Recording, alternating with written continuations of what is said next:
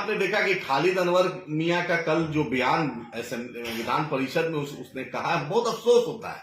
खालिद साहब तो सहाफी थे, मानते हैं कि चमचागिरी प्रतियोगिता में नंबर 1 है। पैजामा खान और खालिद अनवर चमचागिरी प्रतियोगिता में 1-2 के उसमें चल रहे हैं।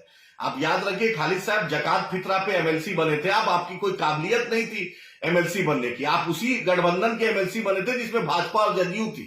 तो मुसलमानों की बात करना और मुसलमान लीडर जनाब तस्लीमुद्दीन साहब के बारे में आपका इतना ओछा बयान, इससे पता चलता है कि आपकी परवरिश क्या है। और जनाब मरहूम शहाबुद्दीन साहब के बारे में बोलना और मुस्लिम लीडरशिप पर बोलना, ये बहुत अफसोस होता है। तस्लीमुद्दीन साहब, सीमांचल गांधी तस्लीमुद्दीन साहब जितना काम किया और जितना राजनीतिक तजुर्बा है और जितना एमएलए एमएलसी बनाया, उतना आपके नीतीश जी को भी नहीं है।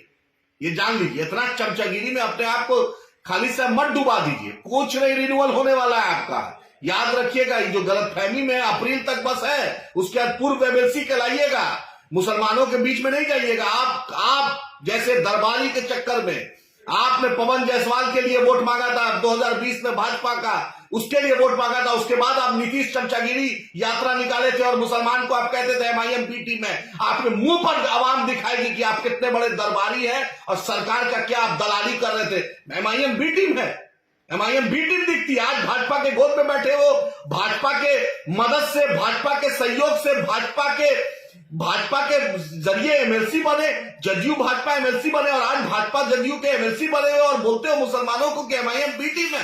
और जनाब तस्लीमुद्दीन साहब के बारे में बोलते हो, मरहूम शहाबुद्दीन साहब के बारे में बोलते हो।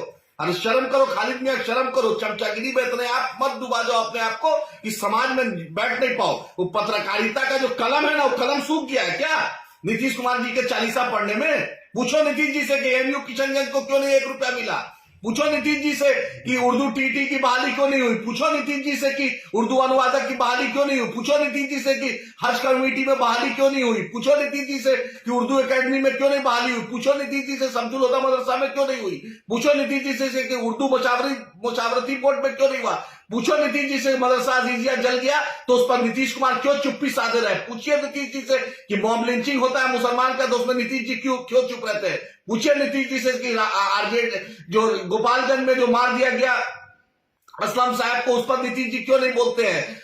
आसिफ जमाल को मार दिया गया, सिवान में कुछ नहीं बोलते। खलील रिजवी जदयू का लीडर था, उसको मार दिया, उसकी बेवा को। ये विजय चौधरी पूर्व मंत्री पूछने नहीं जाता है। पूछो नीतीश जी से, पूछो नीतीश जी से कि पूर्णिया एयरपोर्ट कब बनेगा। पूछो नीतीश जी से कि पूर्णिया को उपराजधानी का दर्जा कब मिलेगा। पूछो नीतीश जी के सीमांचल की बाढ़ की तबाही कब दूर होगी। पूछो नीतीश जी से सीमांचल की पलायन कब दूर होगी। सीमांचल के गांधी तस्लीमुद्दीन साहब पर बोलना, ये पता चलता है। अरे सूरज पे थूक फेंकने से अपने मुंह पर थूक पड़ेगा खालिद अनवर। बच्चा हो बच्चा। अफसोस होता है कि ऐसा कि जिस आदमी को इज्जत समझते थे नीतीश कुमार के चमचागिरी में अपने आप को, अपने समाज को, अपने लोग को ये आदमी नीचा दिखाने का काम कर। कहीं रहने के लायक नहीं हो, फिर से दिल्ली चले जाओगे आप, वहीं पर जाकर पत्रकारिता करना, दरबारी करना, वहीं पर कसीदा पढ़ना। जैसे दूसरे पत्रकार मोदी 40 पढ़ रहे हैं, उसी तरह नीतीश 40 पढ़ना। ना लोकसभा का टिकट मिलेगा, ना एमएलसी मिलेगा।